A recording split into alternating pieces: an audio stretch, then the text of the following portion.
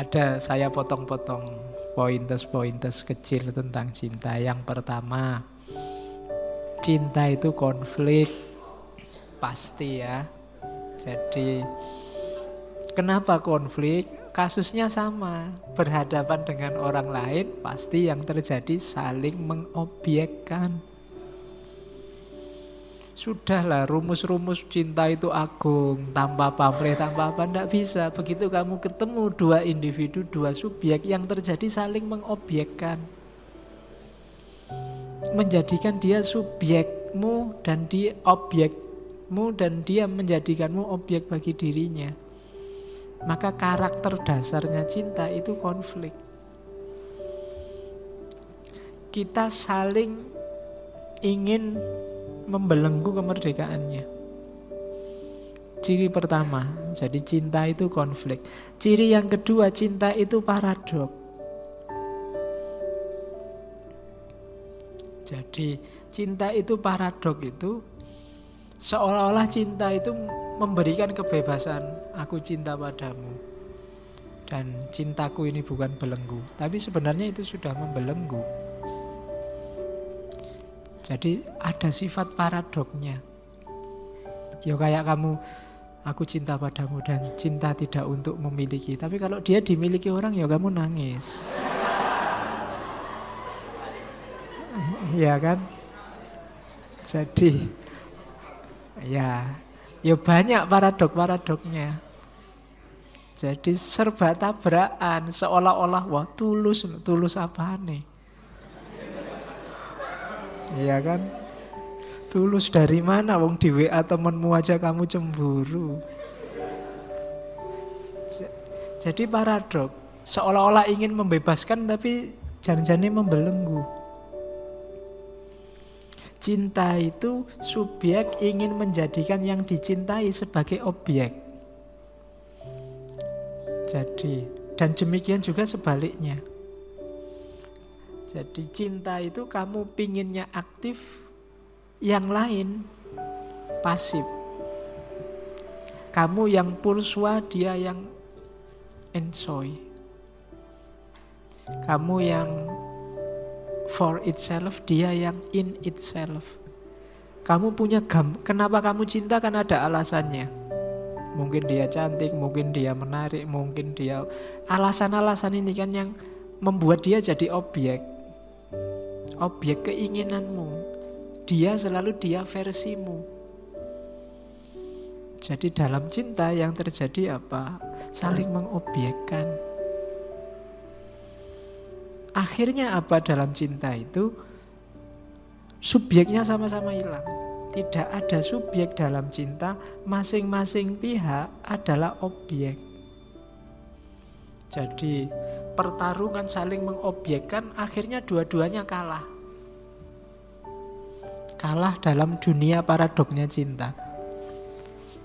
Jadi dua-duanya akhirnya apa? Sama-sama pasrah. Sama-sama sama-sama aku hanya milikmu. Engkau juga bilang aku hanya milikmu. Sama-sama memasrahkan diri, ya bodoh-bodoh jadi objeknya. Menghilangkan individualitasnya. Jadi inginnya sama-sama merdeka, bebas, tapi akhirnya membelenggu. Makanya Sartre sama Simone de Beauvoir itu hidup bareng tapi saling membebaskan karena tidak mau terjebak dalam cinta yang utopis, cinta yang platonik. Ya kan? Cinta monyet yang pacarannya di kebun binatang. Nah, ya kan katanya disebut cinta monyet karena pacarannya di kebun binatang. Jadi kenapa sih orang pacaran itu sering gegeran, sering marah-marah? Karena cinta hakikatnya konflik. Kenapa cinta itu bikin gelisah? Karena cinta selalu saling mengobjekkan. Dalam cinta orang tidak bisa hidup jadi dirinya sendiri. Ya kan? Dia selalu ingin versi yang diinginkan oleh yang mencintai dia. Kenapa dia begitu? Khawatir kehilangan. Begitu pacarnya bilang, aku suka lo kalau kamu pakai baju merah, nanti beli baju merah terus. Iya. Jadi padahal mungkin kamu ya tidak terlalu suka baju merah, tapi karena sudah dipuji baju merah, tiap hari pakai baju merah. Ya, nanti kalau dia bilang, aku bosen lihat kamu pakai baju merah, baru dibuang semua bajunya. Kamu tidak bebas. Kehilangan individualitas, identitas, kemandirianmu hilang. Jadi cinta adalah konflik, cinta adalah paradok, cinta adalah pengobjekan. Dan pada akhirnya cinta adalah hasilnya kita semua jadi objek. Oke. Dan itu kalimat selanjutnya. Jadi saya potong-potong. Cinta adalah tanda kegagalan seseorang untuk mempertahankan dirinya sebagai subjek. Oh itu enak. Kamu yang jomblo kalau ditanya, kenapa kok belum punya pacar? Pakai Sartre. Ya.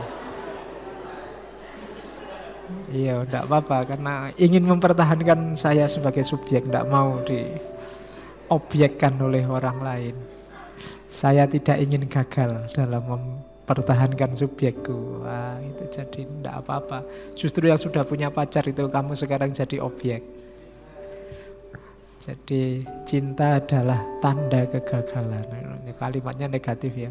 Cinta adalah konflik, cinta adalah paradok, cinta adalah tanda kegagalan. Tidak ada yang positif. Kenapa? Karena cinta dipandang membelenggu.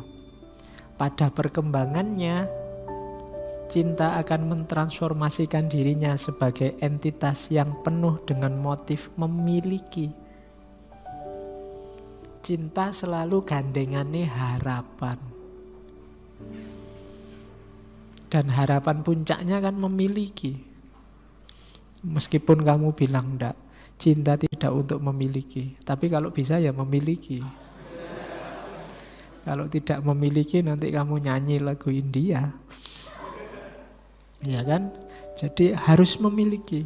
Pada akhirnya begitu. Jadi setelah cinta ada harapan. Dan untuk mewujudkan harapan itu, dua-duanya akhirnya merelakan dirinya jadi objek. Selanjutnya cinta juga ternyata pengekangan kebebasan. Itu jelas sudah, tidak perlu diuraikan lagi. Cinta membuat kita terpenjara. Wong orang lain itu neraka kok sekarang orang lain dijadikan teman bersama. Berarti jatuh cinta itu sama dengan masuk neraka. Iya. Kalau versinya Sartre kan begitu kamu. Oke, jadi cinta adalah pengekangan kebebasan. Seseorang akan berharap dirinya untuk terus dicintai dan begitu pula pasangannya punya harapan serupa. Orang yang saling mencintai pada hakikatnya terpenjara. Hanya saja dia tidak merasa. Oke. Dan kalau bahasanya Sartre, akhirnya cinta itu nausi. Nausi itu bikin mual. Iya. Bikin muntah. Kenapa? Karena orang yang mencintai hakikatnya ingin memiliki dunia orang yang dicintai. Terjebak dalam dunia orang lain dan berada bagi orang lain, tidak bagi dirinya sendiri. Lanjutannya bad fit tadi. Kita eksis tapi tidak versi kita. Tapi versinya orang lain. Dan terus begitu. Ini kalau bahasanya Sartre akhirnya cinta itu nausi, memuakkan. Ada novel sudah diterjemahkan, novelnya Sartre yang judulnya Nausi. Jadi Nausi ini versi novel dari Being and Nothingness. Jadi ada roman apa novel. Orang yang melihat dunia sekeliling ini serba memuakkan. Kenapa? Orang tidak bisa bebas jadi dirinya sendiri. Terlalu banyak pagar, terlalu banyak aturan, terlalu banyak basa-basi, terlalu banyak sopan santun. Nausi. Jadi orang tidak punya identitas sebagai dirinya sendiri. Di mana-mana bad faith.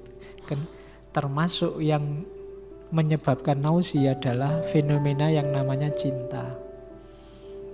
Jadi ternyata bagi Sartre, cinta itu bikin mual, bikin memuakkan. Kenapa? Orang tidak bisa jadi dirinya seutuhnya gara-gara cinta. Nah, ini versinya Sartre. Bahkan puncaknya cinta yang namanya hasrat seksual itu juga sangat memuakkan. Kenapa? Karena mereduksi orang lain hanya di level tubuh dan dagingnya. Yang katanya cinta-cinta mendalam itu ya puncaknya di situ pada akhirnya. Dan di puncak itu manusia direduksi hanya di level daging dan tubuhnya. Dan itu ternyata kalau dalam hasrat seksual kan kita melihat orang lain kan level daging dan tubuhnya. Dan itu ternyata tidak cuma untuk orang lain, kita sendiri juga turun level ke level daging dan tubuh. Jadi begitu masuk ke level seksual kita sama-sama turun kasta. Kita masuk ke ranah tubuh dan daging. Dan orang ada di level itu. Dua-duanya terus lupa kodratnya untuk saling mengobjekkan tadi. Ya, ini lebih parah. Hasrat untuk menaklukkan pun hilang. Orang kehilangan subjektivitasnya, kehilangan individualitasnya, kehilangan kebebasannya. Sejak awal sudah hilang, nanti kalau nyampe titik ini, tidak cuma kehilangan diri, tapi turun kasta, turun level. Manusia hanya dilihat di level tubuh dan daging. Ya meskipun enak.